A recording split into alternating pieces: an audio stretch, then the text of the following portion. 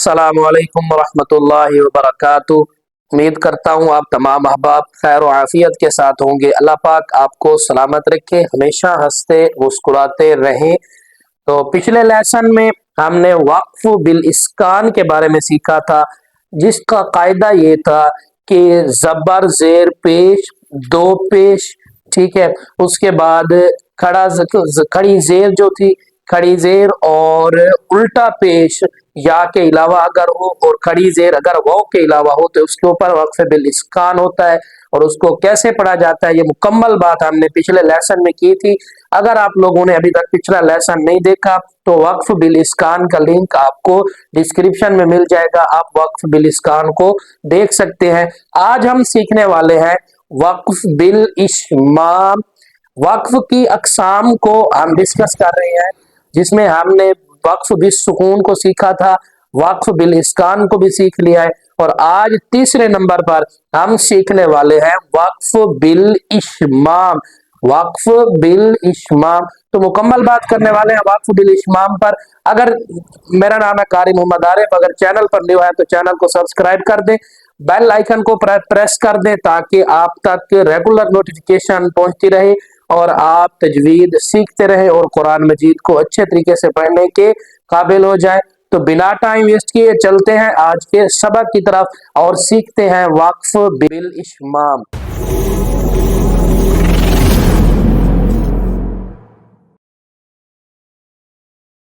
सबसे पहले वक्फ बिल इस्माम की हम डेफिनेशन कर लेते हैं। डेफिनेशन के बाद फिर दो पॉइंट्स हैं जो बहुत ही इंपॉर्टेंट हैं, बहुत ही इंपॉर्टेंट है आपके सीखने के लिए, फिर आपको वक्फ बिल इस्माम की मुकम्मल समझ आ जाएगी। तो आज जो बात करने वाले हैं वो है वक्फ बिल इस्माम की। अभी डेफिनेशन की बात करते हैं कि किसी हर्फ पर वक्फ करना।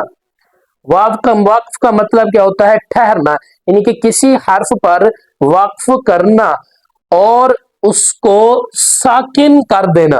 किसी हर्फ पर वक्फ कर देना, किसी हर्फ पर वक्फ करना और उसको साकिन कर देना और होंठों से पेश की तरफ इशारा करना, ये इस्माम कहलाता है। ये क्या कहलाता है? वक्फ बिल इस्माम। यानी कि हमने किसी हर्फ के ऊपर, ठीक है, या किसी कलमे के ऊपर हमने वक्फ करना है, रुकना है, अगर उसके ऊपर वक्फ की अलामत हो, ठीक है जी। तो आखिरी हर्फ पर जब हम वक्फ करेंगे, ठीक है जी, हम रुकेंगे, हम ठहरेंगे, एक तो हम सांस को भी तोड़ेंगे और एक तो हम आवाज को भी तोड़ेंगे, दोनों को तोड़ेंगे। हम क्या करेंगे? रुक जाएंगे, ठीक है। और अगर वो जबर से हो, जेर से हो, पेश से हो, उसको क्या करना है? हमने साकिन, यानी हमने उसे सुकून देना है। जब हम उसे सुकून दे देंगे और होंठों से पेश की तरफ हम इशारा करें, किसी हर्फ पर वक्फ करना और उसको साकिन कर देना और होंठों से पेश की तरफ इशारा करना, ये आपके पास डेफिनेशन आ चुकी है। तो इसके बाद पहला जो पॉइंट है जो याद रखने वाला है वो ये है कि इस्माम सिर्फ दो चीजों पर होता है। इस्माम दो चीजों पर होता है। इस्माम होता है पेश में और होता है दो पेश में। इन दो चीजों पर इस्माम होता है, पेश में और दो पेश में, यानी कि दम्मा में,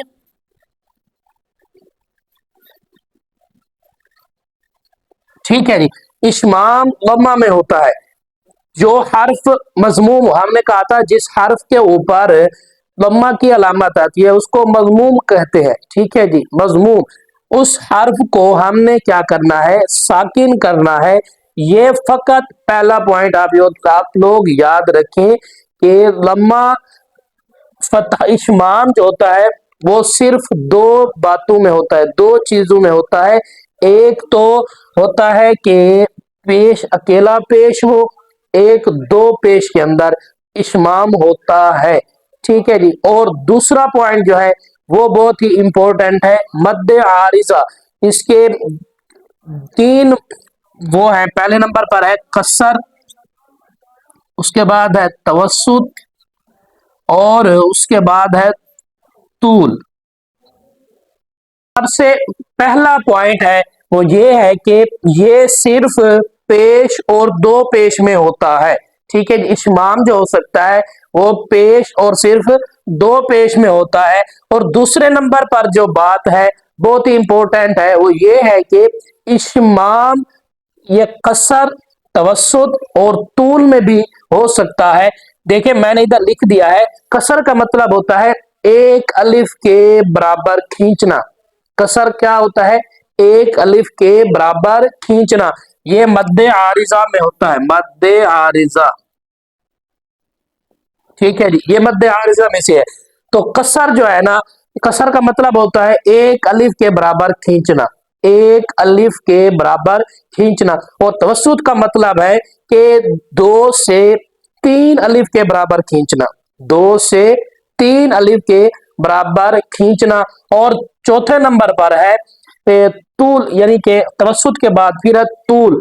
तो तूल का मतलब ये है कि तीन से पांच अलिफ के बराबर खींचना, तीन से पांच अलिफ के बराबर खींचना। तो कसर, तवस्सुत और तूल के अंदर भी इशमाम हो सकता है। कसर, तवस्सुत और तूल के अंदर भी इशमाम हो सकता है। मिसाल मैं आपको दूं तो सबसे पहले कसर को समझें। कसर क्या चीज है? अल्हम्दुलिल्लाहि रब्बिल आलमीन, मीन, ठीक है। तो ये क्या हुआ? ये कसर है, मैंने एक अलिफ के बराबर खींचा। और दूसरे नंबर पर है तवस्सुत।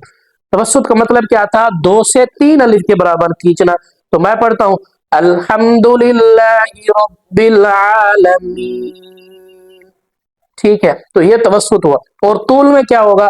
तूल में ये होगा अल्हम्दुलिल्लाहि रब्बिल आलमीन,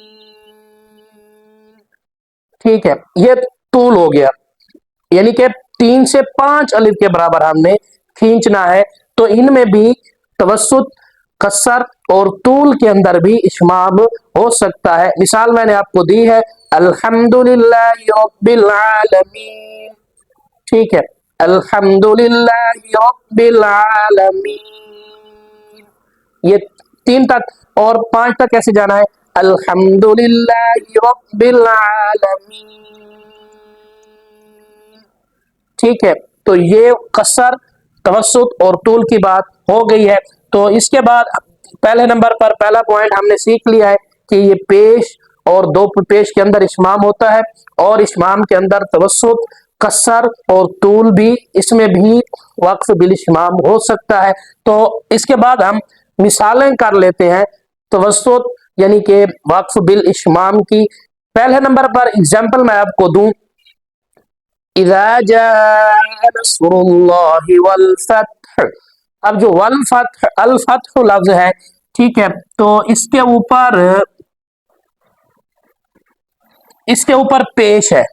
तो हमने कहा कि इशमाम सिर्फ पेश और दो पेश के अंदर होता है। अब इसके ऊपर ये कलमा आखिरी कलमा है, इसके ऊपर पेश आया है। तो इशमाम में डेफिनेशन में हमने क्या सीखा कि होंठों को पेश की तरफ इशारा करना, हमने इसको साकिन भी बनाना है।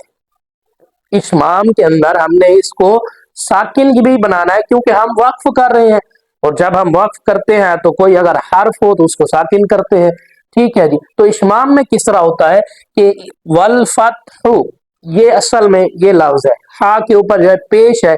अब हमने इस तरीके से इसको अदा करना है, एक तो हमने इसको साकिन भी बनाना है, दूसरा हमने को पेश की तरफ इशारा भी करना है और उसकी आवाज भी ना आए। तो इशमाम जो होता है ना, ये देखने से पता चलता है कि यहाँ पर इशमाम हुआ है, सुनने से पता नहीं चलता, इसकी आवाज नहीं होती, ना ही इसकी आवाज आती है, ठीक है जी। तो सामने अगर कोई बैठा हो तो मैं अगर इशमाम करूंगा तो उसको पता चल जाएगा यहाँ पर इशमाम किया है इसने, ठीक है। तो जैसे हम नमाज पढ़ते हैं और पीछे इमाम साहब नमाज पढ़ाते हैं, और जो पीछे मुक्तदी होते हैं उन्हें नहीं पता कि वक्फ इशमाम हुआ है, ये देखने से पता चलता है, सुनने से पता नहीं चलता कि इशमाम हुआ है। अब देखें इसको अदा कैसे करना है। ये है इज़ा जाअ नस्रुल्लाहि वल फत्ह, ठीक है।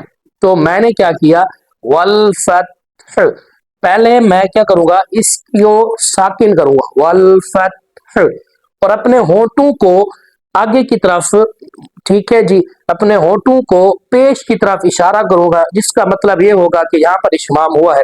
मैं देखें, इज़ा जाअ नस्रुल्लाहि वल फत्ह, ठीक है, इस तरीके से गोल कर देना है, हमने मुंह को गोल करना है, जिसका मतलब हमें पता चल जाएगा यहाँ पर इश्माम किया है। जैसे है इय्याका नअबुदु व इय्याका नस्तईन, ठीक है। तो मैंने अगर इसको मैं कसर के अंदर पढ़ूं तो क्या होगा, इय्याका नअबुदु व इय्याका नस्तईन, ठीक है। अगर मैं तवस्सुत में पढ़ता हूँ, इय्याका नअबुदु व इय्याका नस्तईन, ठीक है। पेश की तरफ हमने इशारा करना है, मुंह को गोल करना है, ये बात आपने याद रखनी है। पहले हमने साकिन करना है, पहले हमने उस हर्फ को साकिन करना है। हर्फ के साकिन करने के बाद फिर हम जो है ना होठों को पेश की तरफ इशारा करेंगे, ये भी ना लगे कि यहाँ पर पेश पड़ा है, ठीक है। जैसे इय्याका नअबुदु व इय्याका नस्तईन, ठीक है। ये ना पहले साकिन करना है, फिर हमने पेश की तरफ इशारा कर देना है, जिसका मतलब हुआ इश्माम यहाँ पर हुआ है। इय्याका नअबुदु व इय्याका नस्तईन, ठीक है। आवाज नहीं आनी चाहिए, इश्माम की आवाज नहीं आती, बल्कि सीधा हम इसे पढ़ देते हैं। और जैसे फसब्बिह बिहम्दि रब्बिका वस्तगफिरु, अब हा के ऊपर पेश है, तो मैं अगर इस यहाँ पर वक्फ की अलामत आई है, मैं अगर यहाँ पर रुकना चाहता हूं तो मैं क्या करूंगा, फसब्बिह बिहम्दि रब्बिका वस्तगफिरु, ठीक है। पहले मैंने हा को साकिन किया, उसके बाद फिर होंठों को पेश की तरफ इशारा कर दिया। ये देखने से पता चलता है, सुनने से पता नहीं चलता। जैसे दो पेश की बात करें, इन्नल्लाह अजीजुन हकीम, ठीक है। तो मैं क्या करूंगा, पहले मैंने मीम को मुकम्मल अदा करना है, हकीम, ठीक है, हकीम, ठीक है। तो ये इश्माम है। तो ये था आज का हमारा लेसन। उम्मीद करता हूं कि आपको समझ आ गया होगा, और वीडियो को लाइक कर दें। अगर इस सबक के मुतालिक आपका कोई क्वेश्चन हो तो आप नीचे कमेंट बॉक्स में लिखें, हम इंशाल्लाह आपको इसका रिप्लाई जरूर करेंगे और नेक्स्ट वीडियो जो है उसी पर बनाएंगे। तो चलते हैं, इंशाल्लाह मिलेंगे नेक्स्ट लेसन में। तब तक के लिए इजाजत दीजिए। अल्लाह हाफिज, अल्लाह निगहबान।